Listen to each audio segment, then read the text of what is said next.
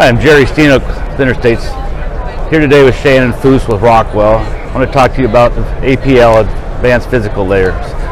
Shannon, how you doing? Good, Jerry. Good seeing you this week. Good seeing you too. Glad to see you in person. So what can you tell me about APL or Advanced Physical Layer? So APL really is a new physical layer, so it's not a new protocol. There's lots of protocols going on top of this physical layer.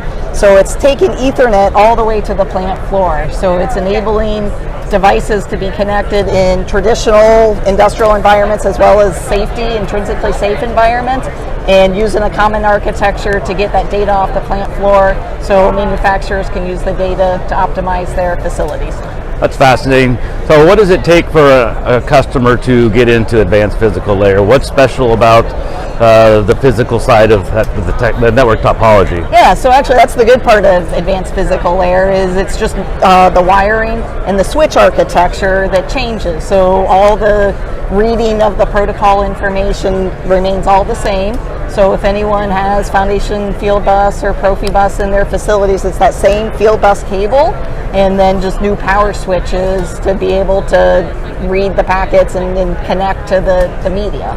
So Advanced Physical Layer allows me to take Ethernet and IP all the way down to the instrument level? Yes.